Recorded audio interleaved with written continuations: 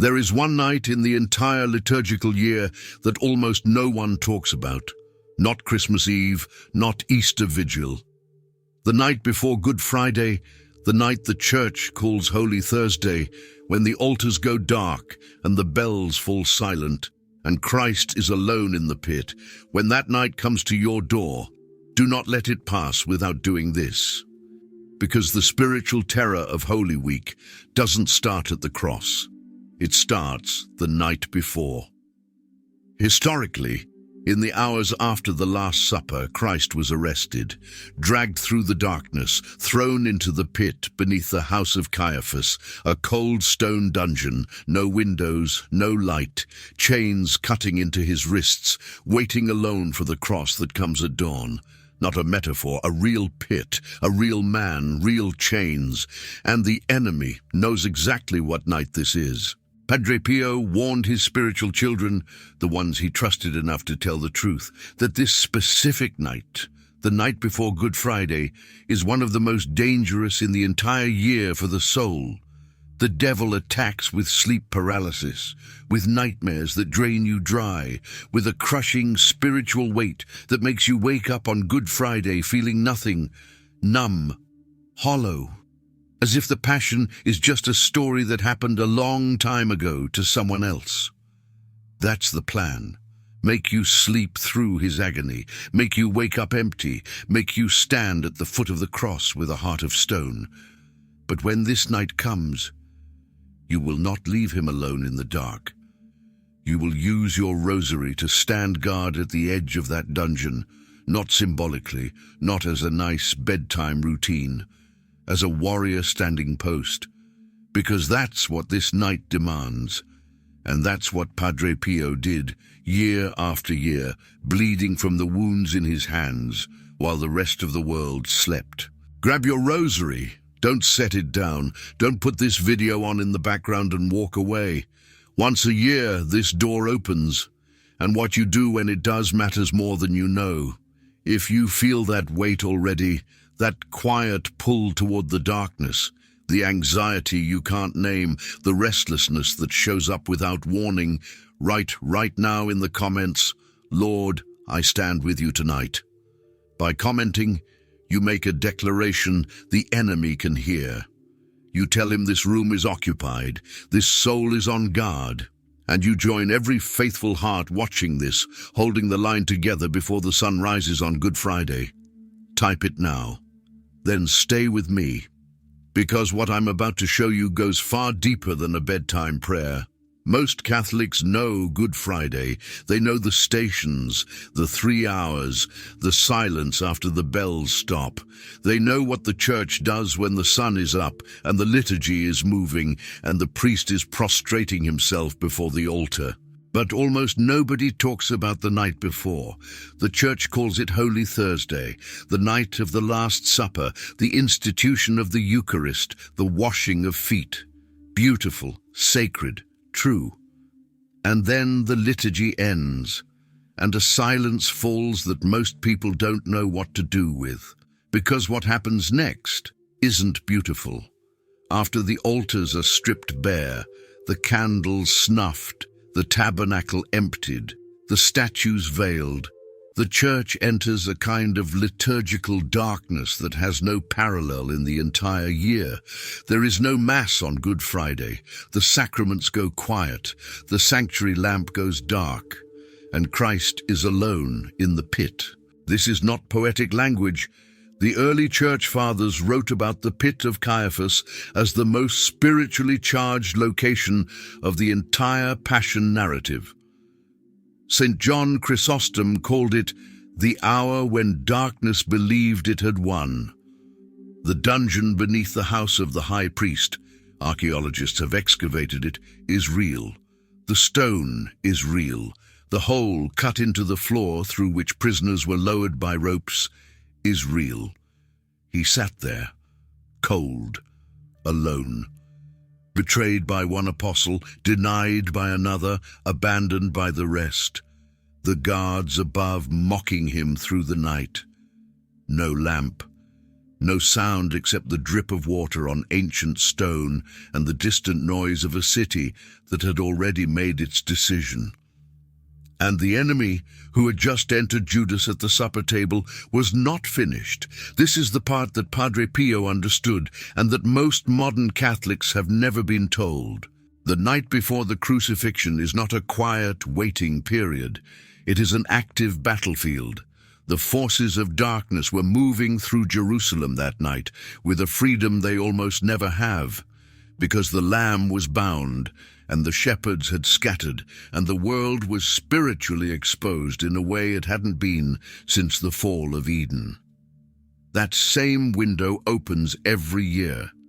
Not in the same absolute sense. Christ is risen, and his victory is total. But the liturgical calendar is not just a schedule, it is a living participation in sacred time. When the Church strips the altars on Holy Thursday night, something real happens in the invisible world. The enemy remembers this night, and he comes for whoever is sleeping. This is why the saints didn't sleep on this night. This is why the tradition of keeping vigil before the Blessed Sacrament, staying awake while Christ waits in his agony in Gethsemane, was never meant to be optional. You're not remembering a story. You are inside it. Padre Pio didn't talk about the spiritual war the way motivational speakers talk about hard times. He talked about it the way a soldier talks about a firefight he survived, specific, grim, without decoration. The friars at San Giovanni Rotondo learned very quickly that Holy Week was different, not because the schedule changed, but because Padre Pio changed. His face, which was already marked by suffering, would take on something heavier as Holy Thursday approached. Those closest to him said his eyes looked like a man carrying a weight that wasn't his own. And that was exactly what was happening. Because Padre Pio bore the stigmata, the 5 wounds of Christ. And during Holy Week, those wounds bled harder, not symbolically. His hands soaked through the gloves he wore to celebrate Mass. The wound in his side, which doctors had examined and could not explain, would weep continuously through these days. He slept almost not at all from Holy Thursday night through the darkness of Holy Saturday. He was participating in the Passion, literally, in his body. And he said this, on more than one occasion, to more than one spiritual director, that on the night before Good Friday, the demonic assault against him was unlike anything he faced the rest of the year. He described presences in his cell, physical attacks, the kind of spiritual violence that left marks. But here is what matters for you. Padre Pio didn't face that night with techniques. He didn't face it with willpower or theological arguments or sheer holiness. He faced it with his rosary, in his hands, always in his hands.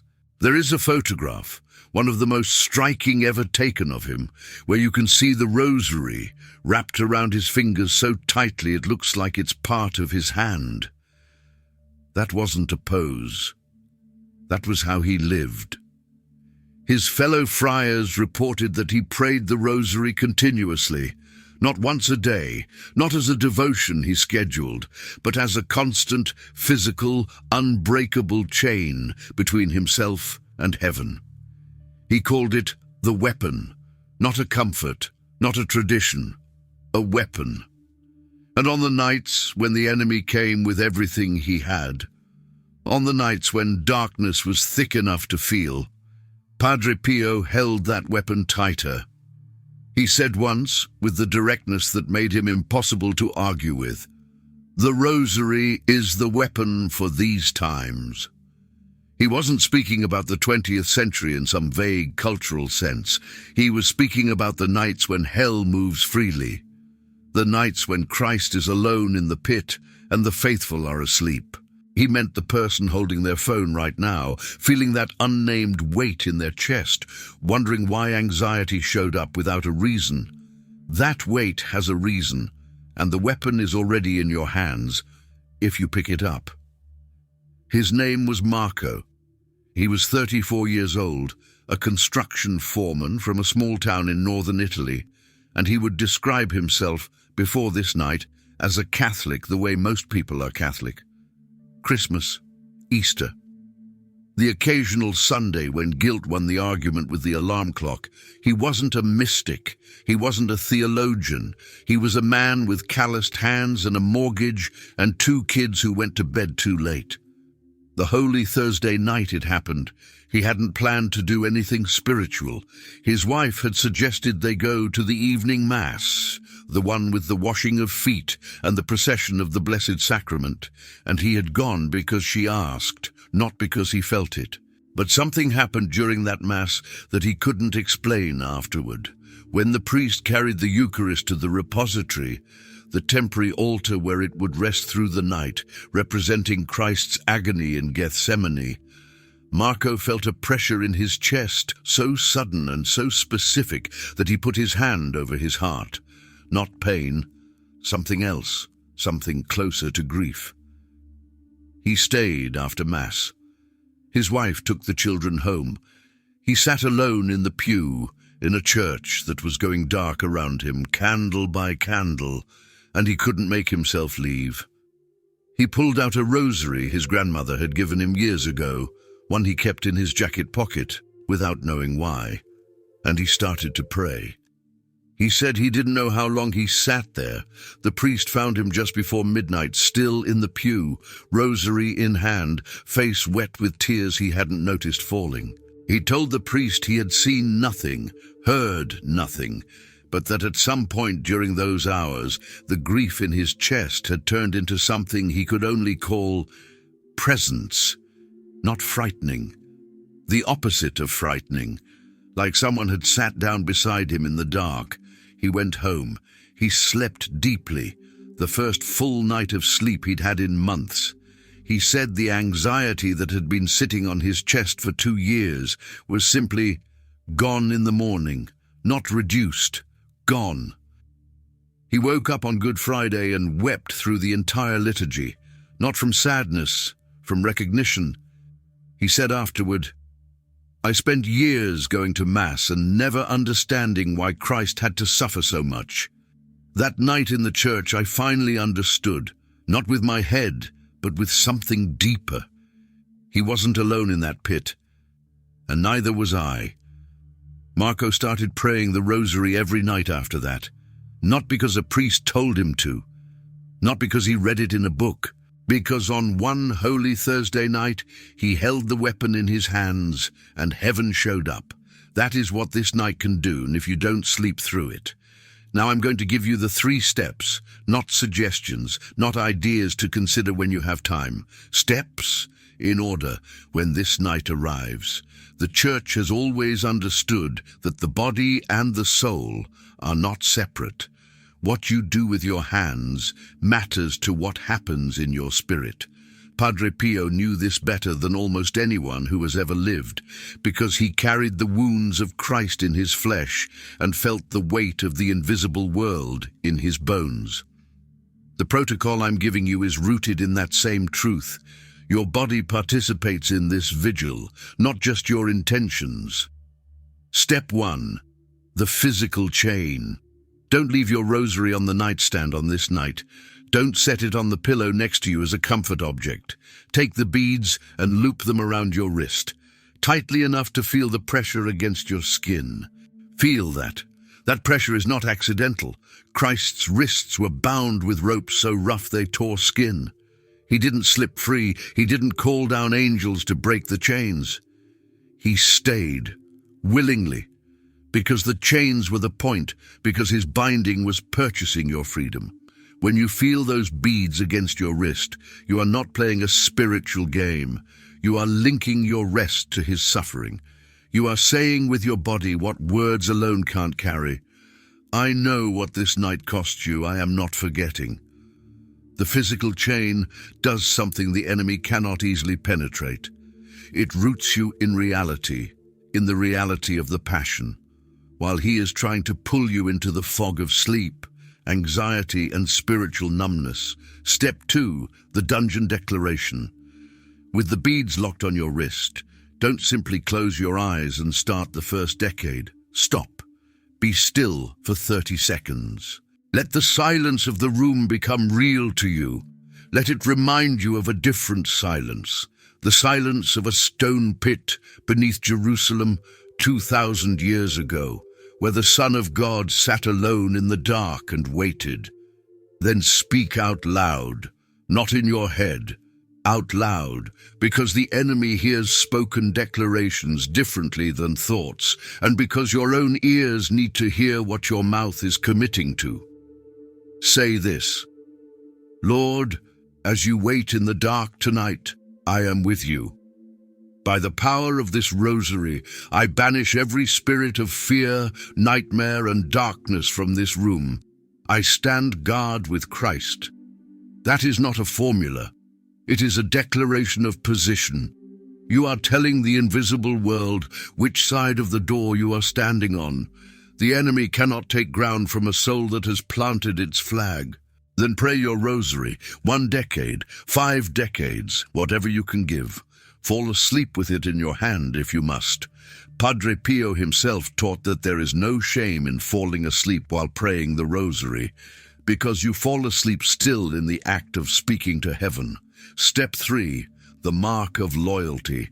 Right before your eyes close for the last time on this night, take the crucifix, the small cross at the end of your rosary, and press it directly against your chest, against your heart, and kiss it, not quickly, not as a reflex, deliberately, the way you would kiss someone you love before a long separation.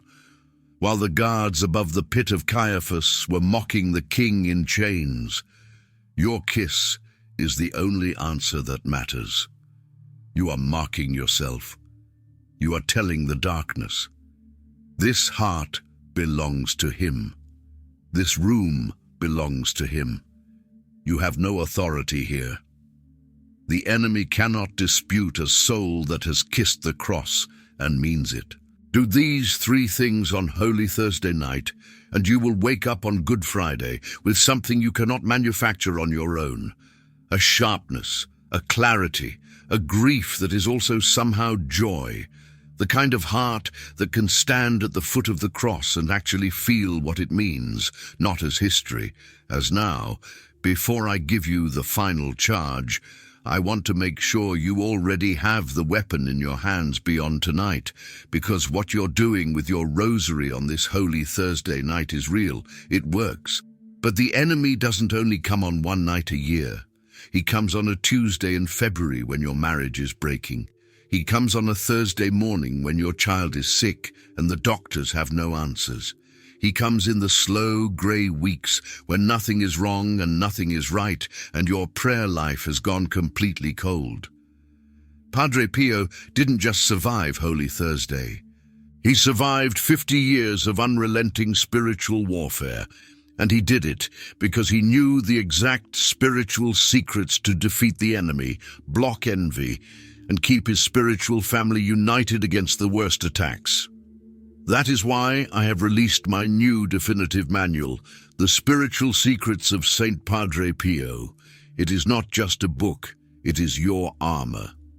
Inside, you will discover the high-power prayers he used to destroy darkness, the exact tactical protocol to armor your home, and the hidden teachings to be the spiritual pillar of your family, even if they no longer pray.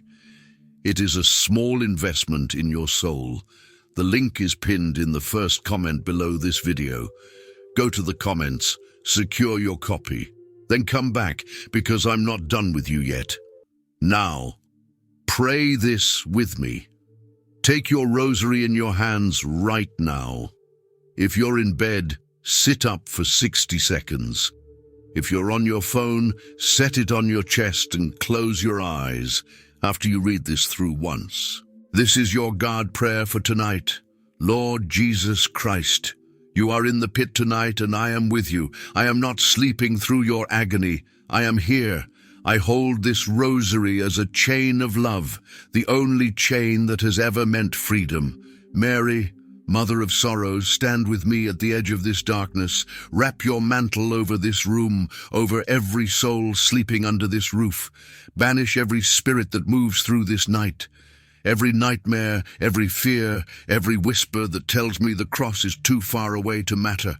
I press this crucifix against my heart, and I mean it. Guard me through these hours.